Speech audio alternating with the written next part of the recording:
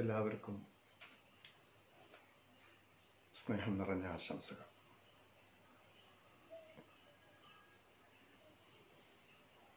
സംസ്കൃത സർവകലാശാല കൊയിലാണ്ടി പ്രാദേശിക കേന്ദ്രം സംഘടിപ്പിക്കുന്ന ഭാരതീയ സാഹിത്യ ചിന്തകൾക്കൊരാമുഖം എന്ന ഈ വെബിനാറിലേക്ക് എന്നെ സ്നേഹപൂർവ്വം ക്ഷണിച്ച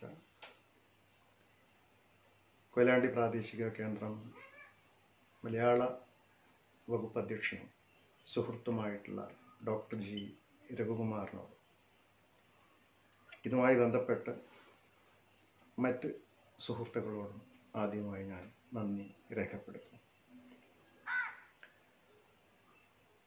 ഈ സെമിനാറിനെ അടുത്ത് വീക്ഷിച്ചപ്പോൾ അതിലെ മിക്കവാറും പ്രബന്ധങ്ങൾ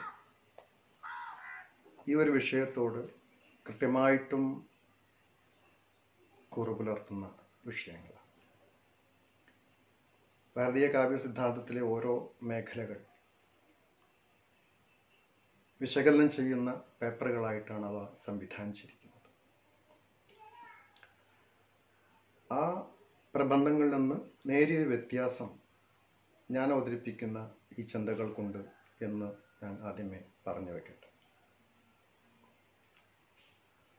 ഭാരതീയ കാവ്യശാസ്ത്രം അറബിയുടെ പാഠങ്ങൾ എന്നാണ് ഈ ഒരു പ്രബന്ധത്തിന് ശീർഷകം നൽകിയിരിക്കുന്നത്. അതും എൻ്റെ സ്വന്തമായ നിരീക്ഷണത്തിൽ നിന്നുള്ള കാര്യങ്ങളെന്നതിനേക്കാൾ ഭാരതീയ കാവ്യശാസ്ത്രത്തിൻ്റെ ചരിത്രം, സംസ്കാരം, അതിൻ്റെ വളർച്ച, അതുമായി ബന്ധപ്പെട്ട വ്യവഹാരങ്ങൾ,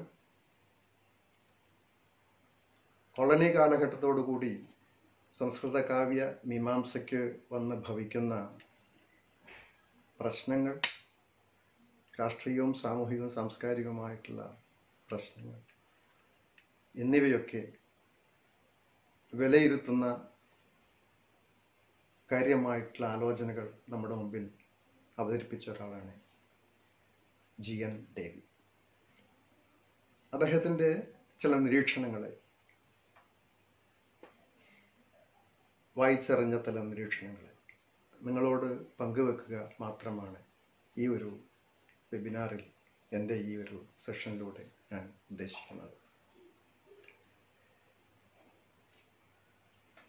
ഈ പേപ്പർ അതുകൊണ്ട് തന്നെ ഞാൻ ഒരു സൗകര്യത്തിന് വേണ്ടി ഇത് നിങ്ങളുടെ മുമ്പിൽ വായിച്ചവതരിപ്പിക്കുകയാണ് ചെയ്യുന്നത്. എല്ലാവരും സശ്രദ്ധം വീക്ഷിക്കണമെന്ന് ഞാൻ അപേക്ഷിക്കുന്നു. ലാവണ്യശാസ്ത്രത്തെ കാവ്യമീമാംസ എന്നാണ് വിളിക്കുന്നത്. എന്നാൽ അലങ്കാരശാസ്ത്രം എന്നാണ് വ്യാപകമായി സംസ്കൃതത്തിൽ പ്രയോഗിച്ചു പോകുന്നത്. അലങ്കാരശാസ്ത്രം എന്ന ഇംഗ്ലീഷിൽ വ്യവഹരിച്ചു പോരുന്ന റെറ്റോറിക്സ് എന്ന വ്യവഹാര വിവക്ഷയേക്കാൾ വ്യാപ്തമായ അർത്ഥം സംസ്കൃത ആലങ്കാരിക ശാസ്ത്രത്തിൽ അതിനുണ്ട് എന്നർത്ഥം. ഭരതന്റെ നാട്യശാസ്ത്രം മുതൽക്കാണ് ഭാരതീയ നാട്യകാവ്യ ശാസ്ത്രങ്ങളെക്കുറിച്ചുള്ള ആദിമ ധാരണകൾ രൂപപ്പെട്ടു വരുന്നത്. BC 200-നും AD 200-നും മധ്യയുള്ള കാലഘട്ടമാണ് പൊതുവെ നാട്യശാസ്ത്രത്തിൻ്റെ കാലമായി പണ്ഡിതന്മാർ പരിഗണിച്ചു പോയി.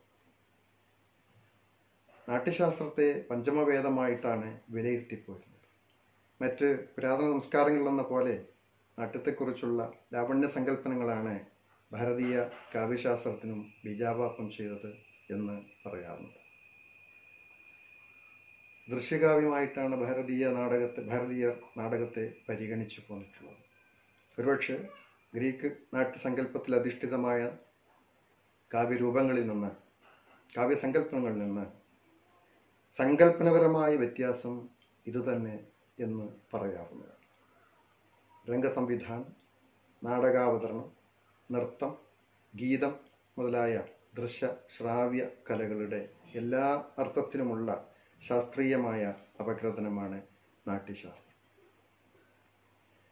ഭാരതീയ കാവ്യശാസ്ത്രത്തിലെ മൂലസിദ്ധാന്തമായ രസസിദ്ധാന്തം ഭരതമുനിയുടെ നാട്യസൂത്രത്തെ ആധാരമാക്കി വികസിച്ചു വന്നവയും ഭാരതീയ അലങ്കാര കാവ്യ മീമാംസയെ മുഴുവൻ അടക്കി ധരിക്കുന്നതുമാണ്.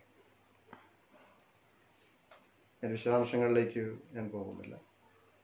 8 മുഖ്യ രസങ്ങളെയും സ്ഥായി ഭാവങ്ങളെയും നാട്യശാസ്ത്രം വിഭാവനം ചെയ്യുന്നുണ്ടെങ്കിലും കാവ്യത്തിൻ്റെയും നാട്യത്തിൻ്റെയും പരമമായ ലക്ഷ്യം ആനന്ദമായി അത് പ്രഖ്യാപിക്കും. ഭരതന്റെ നാട്യസൂത്രത്തിന് പുനരാഖ്യാനം എന്നോണം അവയുടെ പല ഉപപത്തികളെ ആധാരമാക്കി വികസിച്ചു വന്ന രസസിദ്ധാന്ത ചർച്ച മീമാംസകരായ ഭട്ടലോലടൻ്റെ ഉൽപ്പത്തിവാദം, ശ്രീശങ്കുകൻ്റെ അനുമതിവാദം തിയറി ഓഫ് ഇൻഫറൻസ്, ഭട്ടനായകൻ്റെ മുക്തിവാദം എസ്തേറ്റിക് എൻജോയ്മെൻറ്റ്, അഭിനവഗുപ്തൻ്റെ അഭിവ്യക്തിവാദം തിയറി ഓഫ് എക്സ്പ്രഷൻ തുടങ്ങിയ സിദ്ധാന്തങ്ങളുടെ രസസിദ്ധാന്ത ചർച്ചയായി മാറി.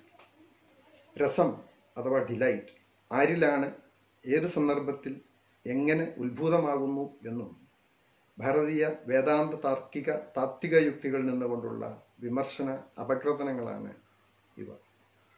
പാഠം, ടെക്സ്റ്റ്, കഥാപാത്രം, ക്യാരക്ടർ, കാണി അഥവാ സഹൃദയൻ സ്പെക്ടേറ്റർ എന്നീ ഘടകങ്ങളെ മുൻനിർത്തിയാണ് രസചർച്ച വികസിക്കുന്നത്. ആനന്ദം എന്ന തത്വത്തിൽ ഊന്നിയാണ് രസാസ്വാദം എന്ന പ്രക്രിയയെ അപഗ്രഥിക്കുന്നത് എന്ന് പറഞ്ഞുവല്ലോ. നാട്യമായാലും കാവ്യമായാലും ബ്രഹ്മസമാനമായ ഒരാസ്വാദന ലക്ഷ്യത്തെയാണ് ഇവയെല്ലാം സങ്കല്പിക്കുന്നത് എന്നർത്ഥം. അഭിനവഗുപ്തന്റെ ഭഗ്നാവരണ ചിദാനന്ദം എന്ന തത്വം ബ്രഹ്മസമാനമായൊരു രസ സംയോഗത്തെ മുൻനിർത്തിയുള്ളതാണ്. രസം എന്നത് സുഖ ദുഃഖൈകമല്ല, പരമാനന്ദമയമാണ് എന്നാണ് കാതലായ അർത്ഥം. ആത്മജ്ഞാനത്താൽ വിശ്രാന്തമാകുന്ന സംവിദ് വിശ്രാന്തി എന്നും അഭിനവഗുപ്തൻ പറയുന്നു. ഏറ്റവും രസനീയമായ മുഹൂർത്തമത്രേ അത്. കാവ്യമായാലും നാട്യമായാലും സഹൃദയന്റെ രസതന്ത്ര വിന്യാസത്തിൽ സംഭവിക്കുന്നത് ഈ ഒരു ആത്മീയമായ ആനന്ദ യോഗമാണ് എന്ന് പറയാം. AD 6-ാം നൂറ്റാണ്ട് മുതൽ 13-ാം നൂറ്റാണ്ട് വരെയുള്ള കാലയളവിൽ മുഖ്യമായും കാശ്മീരദേശത്തെ മീമാംസകരാൽ ഉണ്ടാക്കപ്പെട്ടവയാണ് ഭാരതീയ കാവ്യശാസ്ത്രം അല്ലെങ്കിൽ അലങ്കാരശാസ്ത്രം എന്ന് പറയുന്നത്. അലങ്കാരം, അനുമാനം, രീതി, രസം, വക്രോക്തി, ധ്വനി തുടങ്ങിയ കാവ്യശാസ്ത്ര പദ്ധതികളാണ് ഈ മീമാംസയുടെ സംക്ഷിപ്തം. ഭാമഹൻ മുതൽ ജഗന്നാഥ പണ്ഡിതർ വരെയുള്ള മീമാംസകരുടെ ഒരു നീണ്ട നിര ഇവിടെ കാണാം. ഏത് കാലത്തെ കാവ്യശാസ്ത്രമായാലും അല്ലെങ്കിൽ ലാവണ്യശാസ്ത്രമായാലും അതത് കാലത്തിലെയും അക്കാല വിജ്ഞാനീയങ്ങളുടെയും താത്വിക പരിജ്ഞാനം അവയെ ഭരിക്കും. പ്രതിഭാസ വിജ്ഞാനീയം അഥവാ ഫിനോമിനോളജി, വ്യാഖ്യാനശാസ്ത്രം, ഹെർമന്യൂട്ടിക്സ് എന്നിവ എക്കാലത്തെയും കാവ്യശാസ്ത്ര നിർമ്മാണത്തിലും അതിൻ്റെ സാക്ഷാത്കാര്യത്തിലും കാര്യമായ പങ്ക് വഹിച്ചിട്ടുണ്ട് എന്ന് നമുക്കറിയാം. പ്രതിഭാസ വിജ്ഞാനീയം അതത് കാലത്തെ വിഭിന്ന രീതിയിലുള്ള തത്വവിചാരങ്ങൾക്ക് കളമൊരുക്കുന്നു. ഓരോ കാലഘട്ടത്തെയും മനുഷ്യ സാമൂഹ്യ ബോധത്തിൻ്റെ അതിൻ്റെ മുഖ്യ ഘടനയെ നിർമ്മിച്ച് നിലനിർത്തുന്നത് ഫിനോമിനോളജി ആണ് എന്ന് അർത്ഥം.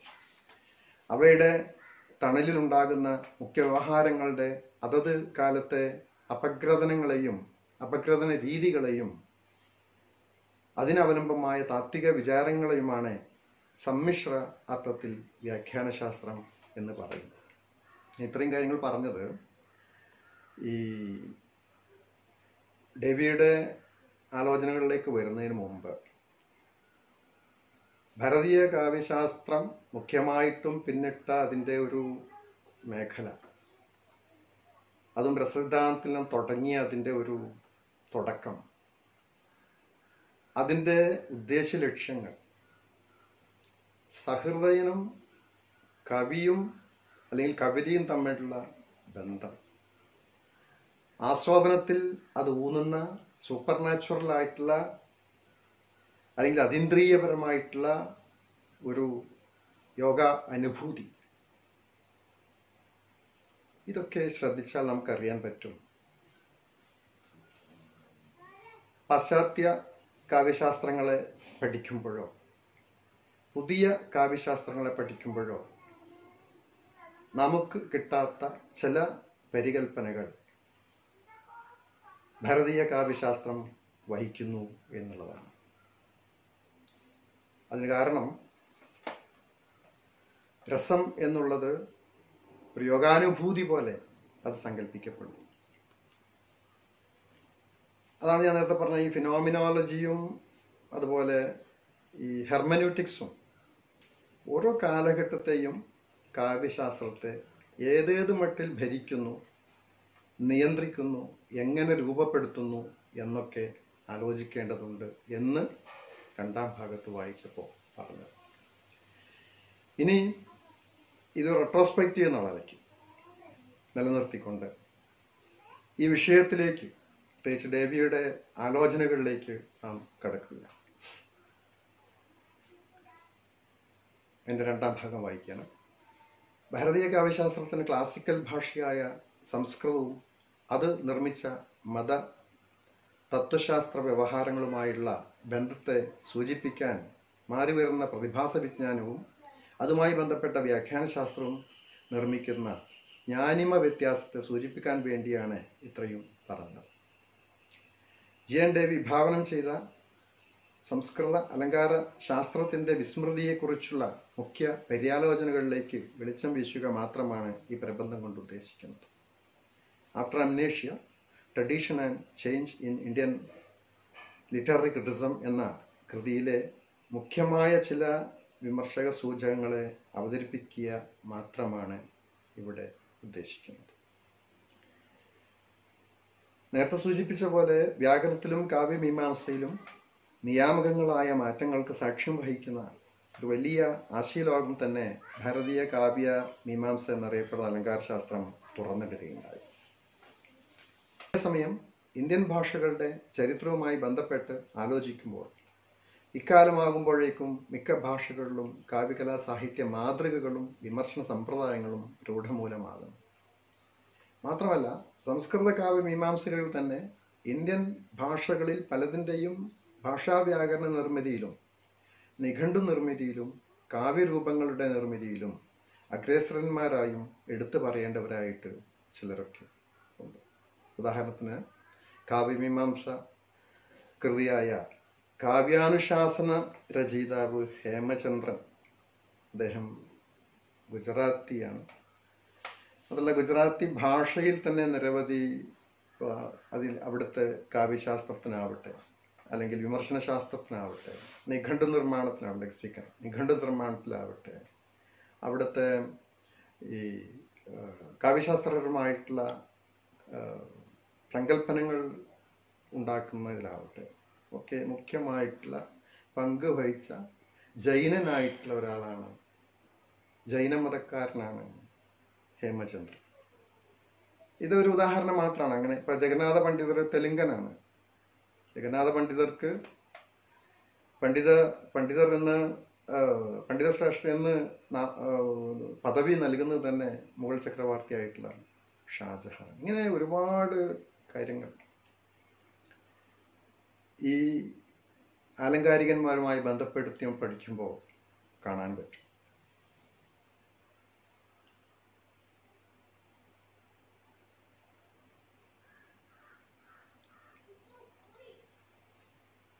സംസ്കൃത ഭാഷയും ആർജിച്ച അധികാര ബന്ധങ്ങൾക്കൊപ്പം തന്നെ ഇതരമായ നിരവധി ജ്ഞാനതത്വ വ്യവഹാര മാതൃകകൾ ക്രിസ്തുവർഷാരംഭത്തിന് മുമ്പോ അതിനോടൊപ്പമോ ഇന്ത്യയിൽ സംഭവിച്ചിട്ടുണ്ട്. ജൈന, ബൗദ്ധ, ചാർവാക ദർശനങ്ങളും പിൽക്കാലത്ത് കടന്നു വന്ന ഇസ്ലാമിക ദർശനവും ഒക്കെ അവയിൽ ചിലത് മാത്രമാണ്. ഞാൻ പറഞ്ഞു വരുന്നത്, കരുത്താർജിച്ചുകൊണ്ടിരുന്ന പ്രാദേശിക ഭാഷാ സംസ്കൃതിയെയും ക്ലാസിക്കൽ സംസ്കൃതത്തെയും അതിൻ്റെ സനാതന വ്യവഹാരങ്ങളെയും പിറകിലേക്ക് മാറ്റി നിർത്തിയ നട സൂചിപ്പിച്ച ഇതര ദർശനങ്ങളെയും മേൽക്കോയ്മ സ്വഭാവത്തോടെ നിയന്ത്രിക്കാൻ പാകത്തിൽ കേന്ദ്രീകൃതമായ ഒരു മൂല്യവ്യവസ്ഥ സംസ്കൃതം ആർജിച്ചിരുന്നു എന്നാണ്. അവ ഇന്ത്യൻ ഭാഷകളിലെ ജ്ഞാന കാവ്യകലാ സംസ്കൃതിയെ നിയന്ത്രിക്കുകയും സംസ്കൃതം ആർജിച്ച സ്വഭാവത്തിന് അനുഗുണമല്ലാത്തവയെ മാറ്റി നിർത്തുകയും ചെയ്തുകൊണ്ട് മാർഗിയായ ചില തോതുകളിലേക്ക് കാവ്യ വിമർശന സമ്പ്രദായങ്ങളെ പരുവപ്പെടുത്തുകയുണ്ടായി എന്ന് ഒരു വിമർശനം ഞാൻ ഉന്നയിക്കുന്നു. ഹേമേന്ദ്രന്റെ കാവ്യാനുശാസനം സംസ്കൃത കൃതിയാണെങ്കിൽ പോലും അദ്ദേഹം 9 തരം വിമർശനങ്ങളെക്കുറിച്ച് പ്രതിപാദിക്കുന്നുണ്ട്. ഇത് ഇന്ത്യയിലെ മിക്ക ഭാഷകളിലുള്ള പലതരത്തിലുള്ള കാവ്യാസ്വാദന കൃതികൾ അല്ലെങ്കിൽ വിമർശന കൃതികൾ അതത് ലോക്കൽ സാഹചര്യവുമായിട്ടും പ്രാദേശിക സാഹചര്യവുമായിട്ടും ബന്ധപ്പെടുത്തി പലതരത്തിലുള്ള വിമർശന സമ്പ്രദായങ്ങളെ ഒരുപക്ഷെ ഉണ്ടാക്കിയിട്ടുണ്ടാവാം. പിൽക്കാലത്ത് നേരത്തെ പറഞ്ഞ പോലെ മാർഗീയായിട്ടുള്ള ഒരു വൻ ആഖ്യാനത്തിൻ്റെ അകത്തേക്ക് ഇതിനൊക്കെ പരുവപ്പെടുത്തിയപ്പോൾ പലതും സംസ്കരിക്കപ്പെടുകയോ അല്ലെങ്കിൽ ഒഴിവായി പോവുകയോ തൽക്കാലം പിൻവാങ്ങി നിൽക്കുകയോ ഒക്കെ ചെയ്യാവുന്നതാണ്. ഈ കാവ്യാനുശാസനത്തിൽ 9 തരം വിമർശനങ്ങളെ കുറിച്ച് പറയുന്നത് നമ്മുടെ അറിവിലേക്ക് ഞാൻ വായിക്കാം. സൂത്രം, കാരിക, വ്യാഖ്യാനം, വൃത്തി, ഭാഷ്യം, ടിക്ക അസൈൻമെന്റ്, മീമാംസ, സമീക്ഷ, ശാസ്ത്രം തിയറി ഓഫ് ആർട്ട് എന്നിങ്ങനെ. ഇതൊരു ഉദാഹരണമായിട്ട് പറഞ്ഞു എന്ന് മാത്രം. അല്ലെങ്കിൽ സംസ്കൃത ഭാഷയിലും അതിൻ്റെ കാവ്യമീമാംസയിലും നിലനിന്ന പോലെ തന്നെ ചിലപ്പോൾ അതിനേക്കാൾ വളരെ ഡൈവേഴ്സിബിൾ ആയിട്ടുള്ള തലത്തിൽ, വൈവിധ്യമാർന്ന തലത്തിൽ മിക്ക ഇന്ത്യൻ ഭാഷകളിലും അതതിൻ്റെ കാവ്യശാസ്ത്ര മാതൃകകളും സങ്കല്പനങ്ങളും ഉണ്ടായിരുന്നു. യൂറോപ്യൻ കോളനീകരണത്തോടെ ഇംഗ്ലീഷ് ഭാഷയും സംസ്കാരവുമായി ബന്ധപ്പെട്ട ഒരു വിദേശ ശക്തി കൂടി ഇവിടേക്ക് പ്രവേശിക്കുന്നതും 14ാം ശതകത്തോടെ ഇന്ത്യൻ ഭാഷകളിൽ സജീവമായി തീർന്ന ഭക്തി സാഹിത്യ പ്രസ്ഥാനങ്ങൾ സംസ്കൃത ഇതിഹാസങ്ങളിൽ നിന്നും ഉള്ള പരിഭാഷകളും മറ്റും സ്വീകരിച്ചുകൊണ്ട് തന്നെ വികേന്ദ്രീകൃതമായ ആശയധാരയിൽ നിന്നുകൊണ്ട് സംസ്കൃതത്തിൻ്റെ ക്ലാസിക്കൽ പാരമ്പര്യത്തെ പ്രതിരോധിച്ച ചരിത്രവും നമുക്കുണ്ട്. കാരണം ഈ ഭക്തിസാഹിത്യത്തെക്കുറിച്ചുള്ള പഠനങ്ങളൊക്കെ, മിക്ക ഭാഷകളുടെ പഠനങ്ങളൊക്കെ അത് വെളിപ്പെടുത്തുന്നു എന്നുള്ളത് ഒരു വാസ്തവമാണ്. വിദേശ ഭാഷകളും യൂറോപ്യൻ സംസ്കാരവും ഇന്ത്യയിലേക്ക് വരുന്നതോടെ ഈ സംഘർഷ മണ്ഡലത്തിൽ ഒരു പാരഡൈം ഷിഫ്റ്റ് തന്നെ സംഭവിക്കുന്നു എന്നുള്ളതാണ് എടുത്തു പറയേണ്ട ഒരു കാര്യം. ആ പാരഡൈം ഷിഫ്റ്റിനകത്താണ് ഇനി മറ്റ് ചിന്താഗതികൾ അവതരിപ്പിക്കേണ്ടത്.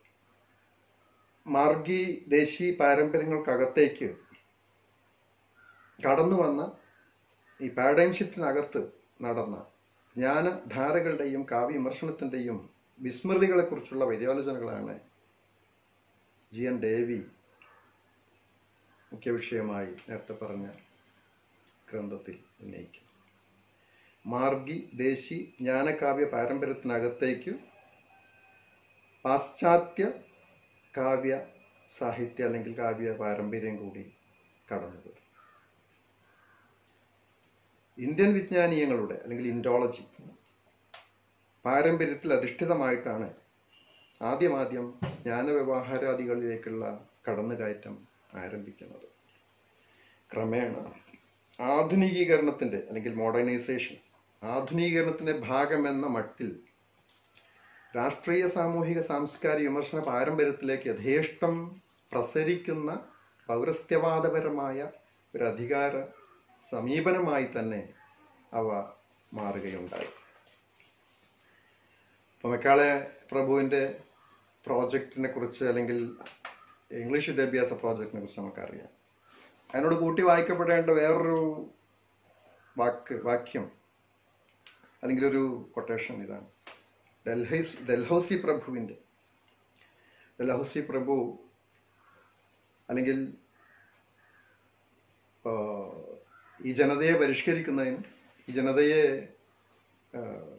സിവിലൈസ്ഡ് ആക്കുന്നതിനും വേണ്ടി ചെയ്യേണ്ട ധാരകളെ കുറിച്ച് പറയുമ്പോൾ അദ്ദേഹം പറയുന്നുണ്ട്, നമുക്ക് കഴിയുന്നതൊക്കെ ജനതയ്ക്ക് വേണ്ടി ചെയ്യണം, നമ്മുടെ ബോധതലത്തിൽ നിന്നുകൊണ്ട് ചെയ്യണം, അവരുടെ ബോധതലത്തിൽ നിന്നുകൊണ്ടല്ല എന്ന് അദ്ദേഹം പ്രത്യേകിച്ച് പറയും. അതായത് ഈ ജനതയുടെ ബോധതലത്തിൽ നിന്നുകൊണ്ടല്ല, കോളനിക്കാരുടെ അല്ലെങ്കിൽ കൊളോണിയൽ പീപ്പിളിൻ്റെ ധാരണയിൽ നിന്നുകൊണ്ട്, ബോധതലത്തിൽ നിന്നുകൊണ്ട് പ്രായോഗികമായിട്ടുള്ള കാര്യങ്ങൾ ഈ ജനതയെ സിവിലൈസ് ചെയ്യുന്നതിന് വേണ്ടി ചെയ്യണം എന്നാണ് ഡൽഹൌസി പറഞ്ഞു വെക്കുന്നത്.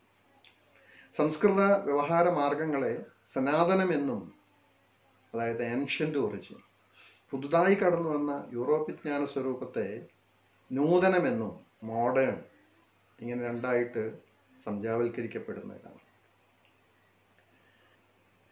19-ാം നൂറ്റാണ്ടിൽ ആരംഭിക്കുകയും 20-ാം നൂറ്റാണ്ടിൻ്റെ ആദ്യ പകുതിയിൽ ഏറെക്കുറെ നിറവേറ്റപ്പെടുകയും ചെയ്ത ദേശീയമായ അല്ലെങ്കിൽ രാഷ്ട്രീയമായ ഏകീകരണത്തിലൂടെയും രാജ്യവൽക്കരണത്തിലൂടെയും, ഹോമോജനൈസേഷൻ ആൻഡ് ടെറിട്ടോറിയലൈസേഷൻ, സങ്കല്പിക്കപ്പെട്ട ഈ കൊളോണിയൽ പ്രോജക്റ്റിനകത്ത് ഭാരതീയ കാവ്യശാസ്ത്രം എന്ന പേരിൽ അറിയപ്പെടുന്ന സംസ്കൃത അലങ്കാര ശാസ്ത്രവും പലതരത്തിലുള്ള വിസ്മൃതികൾക്കും വെല്ലുവിളികൾക്കും വിധേയമാവുകയുണ്ടായി.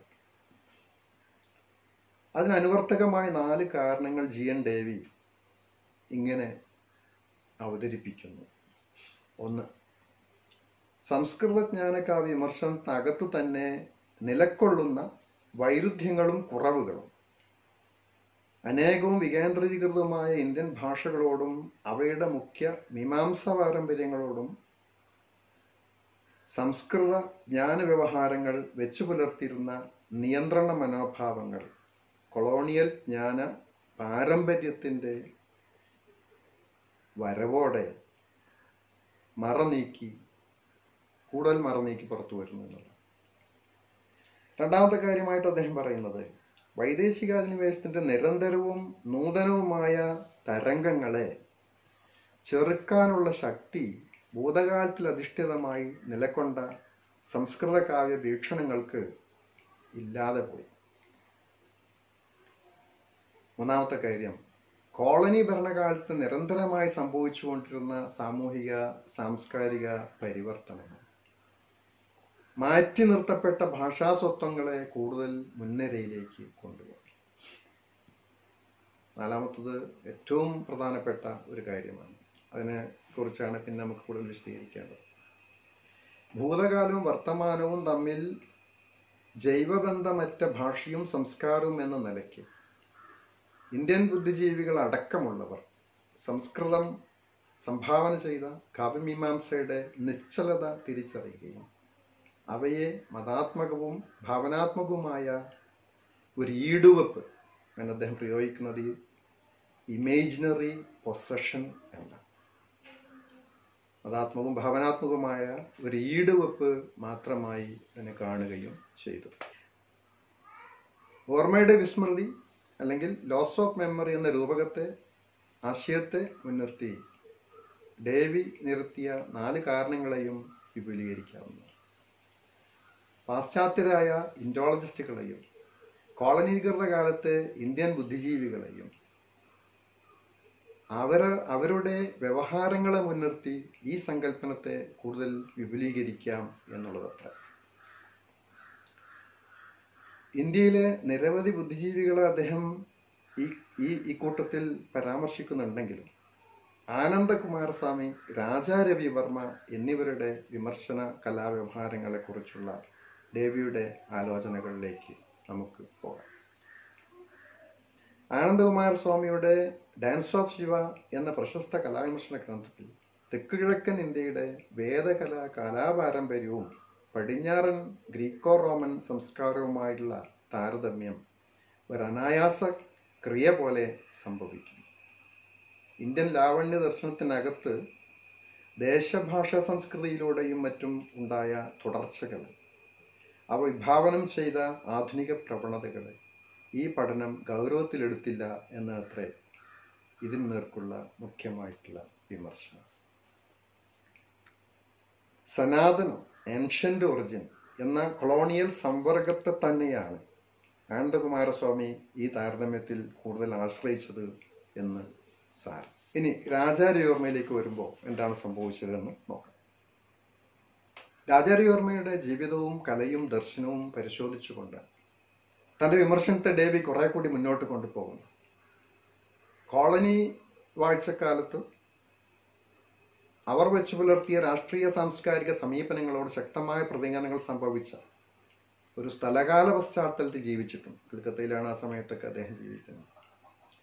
രവിവർമ്മയുടെ കലാവ്യവഹാരങ്ങളിൽ ഇന്ത്യയുടെ സനാതനകാലവുമായി ബന്ധപ്പെട്ട നേരത്തെ പറഞ്ഞ ആൻഷ്യൻ്റ് ഒറിജിൻ സ്വപ്നബിംബങ്ങൾ മാത്രം നിറഞ്ഞത് എന്തുകൊണ്ട് എന്നൊരു ചോദ്യം ഉന്നയിക്കും. തിരുവിതാംകൂർ രാജകൊട്ടാരത്തിൽ ഒരു പാശ്ചാത്യ ചിത്രകാരന്റെ സ്വാധീനത്താൽ പോർട്രേറ്റ് ചിത്രകലയുടെ സാങ്കേതിക പദ്ധതി പഠിച്ചെടുത്ത രവിവർമ്മ ഹിന്ദു പുരാണങ്ങളിലെ ദൈവങ്ങളെയും ഇതിഹാസ കഥാപാത്രങ്ങളെയും വരയ്ക്കുന്നതിലാണ് കാര്യമായി ശ്രദ്ധിച്ചത്. പോർട്രേറ്റ് ചിത്രകലയുടെ സാങ്കേതിക ജ്ഞാനം ഉപയോഗിച്ചുകൊണ്ട് ഒരുതരം മിത്തോഗ്രാഫിക് ശരീര പുനഃസൃഷ്ടിയിൽ മാത്രമാണ് അദ്ദേഹം ശ്രദ്ധിച്ചത്. മഹാകവി ടാഗോർ പോലും രവിവർമ്മയുടെ ചിത്രകലയെ അവോളം പ്രകീർത്തിച്ചതായി നമുക്കറിയാം. 1857 ശിപ്പായി കലാപകാലത്ത് ഇളകിമറിഞ്ഞ കൽക്കത്തയുടെ പ്രക്ഷുബ്ധമായ രാഷ്ട്രീയ തമോഗർത്തത്തെ, അങ്ങനെ തന്നെയാണ് അദ്ദേഹം ഉപയോഗിച്ചിരിക്കുന്നത്, ബ്ലാക്ക് ഹോൾ എന്നാണ്, കലയിലേക്ക് സംവഹിക്കാൻ രവിവർമ്മക്കായില്ല എന്നാണ് മുഖ്യ വിമർശനം. ബ്രിട്ടീഷുകാരുടെ അധീനത്തിൽ ഇന്ത്യ നേരിട്ട മിലിറ്ററി തോൽവിയുടെ നടുവിൽ പ്രസ്തുത സന്നിഹിത സന്ദർഭത്തിൽ, അല്ലെങ്കിൽ ആ കാലം അഭിമുഖീകരിച്ച ഇൻസ്റ്റന്റ് ആയിട്ടുള്ള വർത്തമാനത്തെ എന്നർത്ഥം, സന്നിഹിത സന്ദർഭത്തെ വരയിലേക്ക് ചേർത്തുകൊണ്ട് കാളിഘട്ട് ചിത്രന്മാർ നടത്തിയ മുന്നേറ്റങ്ങളൊന്നും രവിവർമ്മ ഉണ്ടായിരുന്നില്ല. ഇതാണ് മുഖ്യമായിട്ടുള്ള വിമർശനം. എന്തുകൊണ്ട് സംഭവിച്ചു ഇങ്ങനെയാണ്? ഭൂതകാലത്തിൻ്റെ ഭ്രമാത്മകമായ അമൂർത്തകാലം രവിവർമ്മയിലൂടെ ആധുനിക ചിത്രകലയുടെ ഘടനയെ നിർമ്മിച്ചപ്പോൾ ദേശീയവും പ്രാദേശികവുമായ ജീവത്തായ സാംസ്കാരിക പാരമ്പര്യങ്ങളുടെ തുടർച്ചയെ കലയിൽ നിലനിർത്താനാവാതെ ഭാരതീയ കലാഗണവും വിമർശന പാരമ്പര്യവും പിറകോട്ട് സഞ്ചരിച്ചു. ഇത് ഈ രണ്ട് ആർട്ടിസ്റ്റുകളെ, അല്ലെങ്കിൽ കലാവിമർശകരെ, ആർട്ടിസ്റ്റും കലാവിമർശകരും അവരെ ഉന്നയിച്ചുകൊള്ള. ഇനി മൂന്നാമത് വേറെ ഒരു പെയിന്റോളജിസ്റ്റുകളുടെ കാര്യം നമുക്കറിയാം. മാക്സ് മുള്ളർ മുതലുള്ള ഇൻഡോളജിസ്റ്റുകൾ ആണ് നമ്മുടെ ഉപനിഷത്തടക്കമുള്ള ഭാരതീയ വ്യവഹാരങ്ങളെ ആംഗലേയത്തിലേക്ക് പരിഭാഷപ്പെടുത്തിക്കൊണ്ട് പടിഞ്ഞാറിന് കൊടുക്കുന്നത്.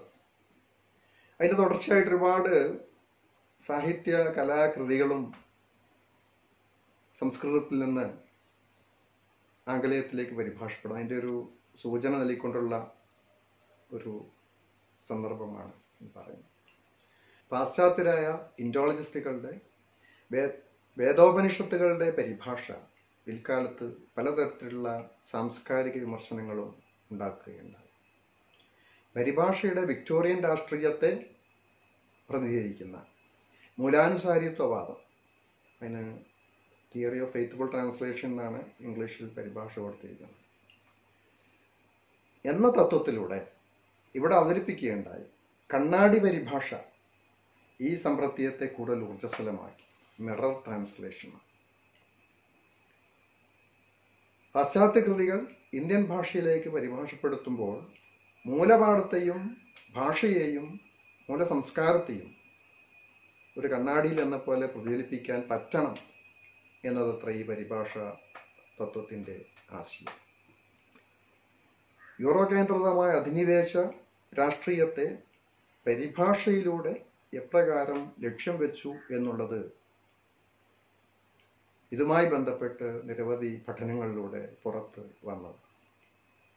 അതേസമയം പൗരസ്ത്യ കൃതികൾ ആംഗലേയത്തിലേക്ക് പരിഭാഷപ്പെടുത്തുമ്പോൾ ഇത്തരമൊരു നിഷ്കർഷ ഒരിക്കലും പാലിക്കപ്പെട്ടതുമില്ല. സംസ്കൃതം, അറബി, പേർഷ്യൻ തുടങ്ങിയ ക്ലാസിക് ഭാഷകളിൽ നിന്നുള്ള ആംഗലേയത്തിലേക്കുള്ള പരിഭാഷകൾ ഇക്കാര്യം വ്യക്തമാക്കുന്നു. ശാസ്ത്രീയവും ദൈക്ഷണികവുമായ സാമൂഹ്യക്രമം ദീക്ഷിക്കുന്ന പരിഷ്കൃതരായ ജനത എന്ന അധികാരനാട്യത്തിൽ അധിനിവിഷ്ട പൗരസ്ത്യ ദേശങ്ങളെയും അവിടുത്തെ സാംസ്കാരിക വ്യവഹാരങ്ങളെയും കണ്ണുമടച്ച് വിശ്വസിക്കുന്ന അപരിഷ്കൃതരായ സമൂഹങ്ങളുടേതായി കാണുന്ന ഒരു കാഴ്ചപ്പാട് യഥാർത്ഥത്തിൽ പാശ്ചാത്യർക്ക് തീർച്ചയായും കൊളോണിയൽ കാലഘട്ടത്തിൽ ഉണ്ടായിരുന്നു എന്നുള്ള അഭിപ്രായം. കാളിദാസന്റെ അഭിജ്ഞാന ശാകുന്തളം, 1001 രാവുകൾ, അറബിക്കഥകൾ 1001 രാവുകൾ, ഒമർ ഖയ്യാമിന്റെ റുബായിയാത്ത് തുടങ്ങിയ കൃതികളുടെ ആംഗലേയ പരിഭാഷകളെക്കുറിച്ച് എണ്ണപ്പെട്ട വിമർശന പഠനങ്ങളാണ് ഉണ്ടായിട്ടുള്ളത്. സനാതനവും നൂതനവും എന്ന മട്ടിൽ അധിനിവേശ സംസ്കാരം വേർതിരിച്ച് അടയാളപ്പെടുത്തിയ സാമൂഹ്യ മനഃശാസ്ത്രവും മുമ്പ് സൂചിപ്പിച്ച ഓർമ്മയുടെ വിനഷ്ടവും ഈ പരിഭാഷാ സങ്കല്പങ്ങൾക്കിടയിൽ പുലർന്നു പോന്നു. ഇനി ഇതുമായി ബന്ധപ്പെട്ട് എഡ്വേർഡ് ഫിറ്റ്സ്ജെറാൾഡിന്റെ റുബായിയാത്ത് തർജ്ജമയെക്കുറിച്ചും ശേഷം വില്യം ജോൺസന്റെ അഭിജ്ഞാനശാകുന്തള പരിഭാഷയെക്കുറിച്ചും പറഞ്ഞുകൊണ്ട് ഈ പ്രബന്ധം അവസാനിപ്പിക്കും. വില്യം ജോൺസന്റെ അഭിജ്ഞാനശാകുന്തള പരിഭാഷ 1789 അതുണ്ടാകുന്നത്. എഡ്വേർഡ് ഫിറ്റ്സ്ജെറാൾഡ് റുബായിയാത്ത് പരിഭാഷ 1859 ആണ് അത് പുറത്തു വരുന്നത്. അത് എഡ്വേർഡ് ലെയിന്റെ അറബിക്കഥകളുടെ പരിഭാഷ തുടങ്ങിയവ ഇന്ത്യൻ പേർഷ്യൻ ഉപഭൂഖണ്ഡ സംസ്കാരങ്ങൾ ആദ്യമായി യൂറോപ്പ് തുറന്നു കണ്ട പരിഭാഷകൾ. അതുവരെ അവര് ഇവിടെ കലയും സാഹിത്യവും സംസ്കാരവും ഒന്നും ഇല്ല എന്ന് വിശ്വസിച്ച കൂട്ടത്തിലായിരുന്നു എന്ന് കൂടി വേണമെങ്കിൽ ഇതിനോട് കൂട്ടിച്ചേർക്കാം. ക്രിസ്തുവർഷം 8 മുതൽ 13 ശതകം വരെ പേർഷ്യൻ ഉപഭൂഖണ്ഡത്തിൽ പടർന്നു പന്തിച്ച സൂഫിസത്തിന്റെയും ഇതര ശാസ്ത്രജ്ഞാന വ്യവഹാരങ്ങളുടെയും കാലത്തുണ്ടായ റുബായിയാത്ത് പോലുള്ളൊരു കൃതി യൂറോപ്യൻ എപ്പിക്യൂറിയനിസത്തിന്റെയും സുഖവാദ ചിന്തയുടെയും തത്വ പശ്ചാത്തലത്തിലേക്കാണ് പരിഭാഷപ്പെട്ടത്. ആരിലൂടെ? എഡ്വേർഡ് ഫിറ്റ്സ്ജെറാൾഡിലൂടെ.